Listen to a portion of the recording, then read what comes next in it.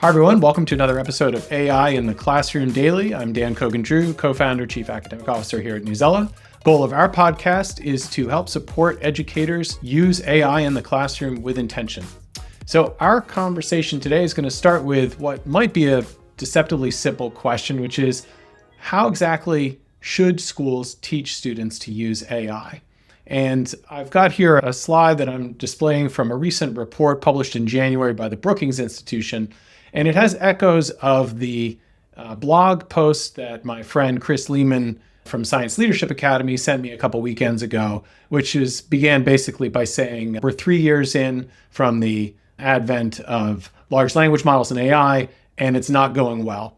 And this report effectively says the same sort of thing, except this does it at a different scale. This is a review conducted of over 400 studies, surveys, focus group consultations, 500 students across 50 countries. And the headline is from Brookings, we find that at this point in its trajectory, the risks of utilizing generative AI in children's education overshadow its benefits. And that is a thundering statement to make at a time when the AI is everywhere. And this report took an interesting approach to answering this question about how to go about navigating education in the age of AI by conducting what's known as a pre-mortem. And I think pre-mortems are great. If you haven't tried one, I highly recommend it. The pre-mortem is basically to say, go forward some reasonable amount of time in the future and imagine that things have gone poorly. Things have gone with the worst possible outcome. How did that happen? What was the cause of this? How did we get here? And by retracing your steps and hypothesizing what might have happened, what was the most likely explanation for that poor result, you uncover insights into what's happening today and what may be some of the most pressing issues and what's at the root cause of the concern. And so this report really gets at some of that root cause question. They pose two approaches to learning with AI. One they call AI-enriched learning, and the other they call AI-diminished learning. And as you can imagine, the AI-enriched learning gives a more sound pedagogical approach to the AI, but it hinges on deploying the AI as part of what they call an overall pedagogically sound approach. And we'll go into what that pedagogically sound approach looks and sounds and feels like using some examples from a recent article published in the Washington Post, March 10th, by one of the authors of the Brookings Institution report. The AI-diminished learning, and again, this is from the pre-mortem perspective, one of the reasons why it all went south is that it's putting the tools too far ahead of the thinking about those tools. And it creates what the report calls an over-reliance on AI tools. And that creates huge risks to students and their capacity to learn because they're outsourcing, they're offloading. We've heard this term of cognitive offloading used with regard to AI.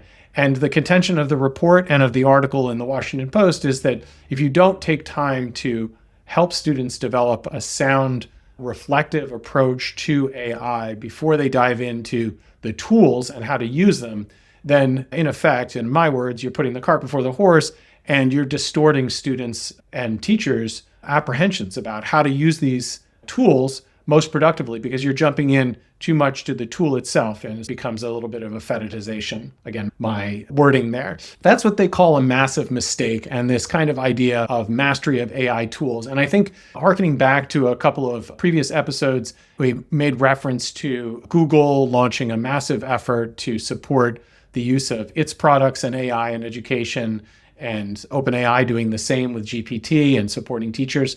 And I think one of the notes of caution that we all have to sound, and especially I think what these authors would underscore, is that these initiatives are coming from the companies that built the tools. And there's going to be a natural proclivity, a dispensation to use the tools as the means to understand the AI instead of stepping back from the tool as a particular incarnation of that technology and asking more questions and diving in deeper to the technology itself. And so that's what the authors of the Washington Post piece call this tools first approach. They liken it to going into a biology lab and spending all the time talking about how the microscope works instead of talking about what the fundamentals are of biology. They hearken back to this idea as it echoes, or they're afraid that it may echo in the age of AI, the same mistakes that we made with social media and the idea of these addictive phones and devices that we put in the hands of kids without first reflecting on thinking about and teaching how addictive algorithms work and what the attention economy actually is.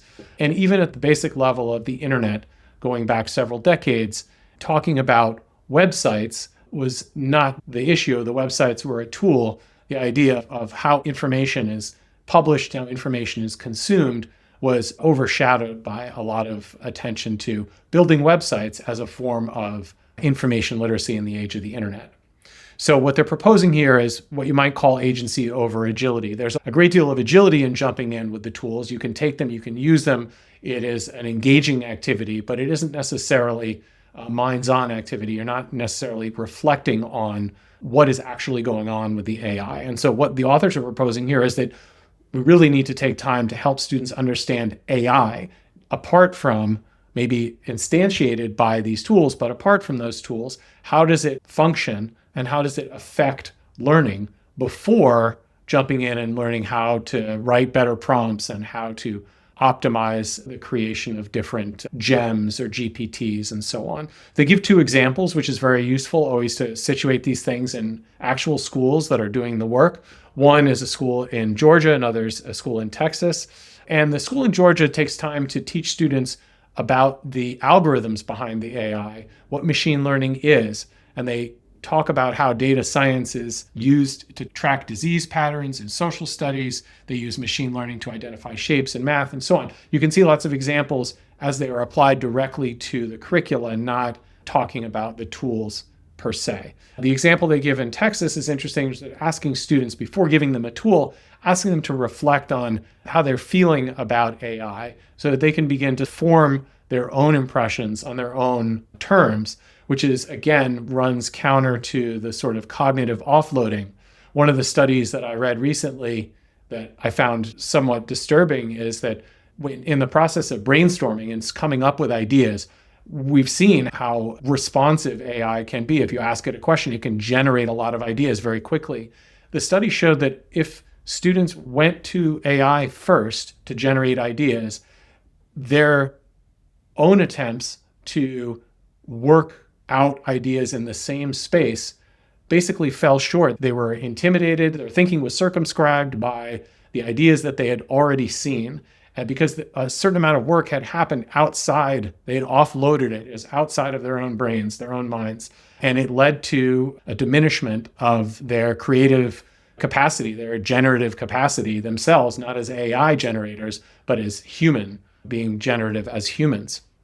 And so that's what this both the report and this op-ed in the Washington Post are pointing to, is the idea that you really need to establish thinking about AI on its own terms before getting into the tools. So in one example they give in teacher training, talking about Bloom's taxonomy and situating humans relative to AI along a spectrum of depth of knowledge, depth of thinking, instead of just jumping in and assuming that the AI can just, or making no assumption, just starting to use it without situating it properly.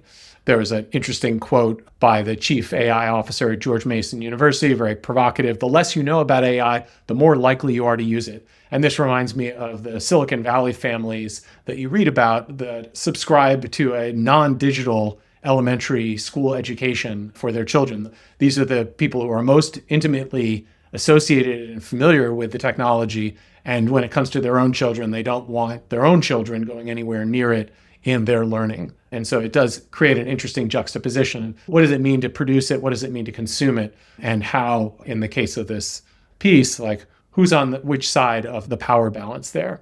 So all of this is to say this, I think, powerful words of caution here.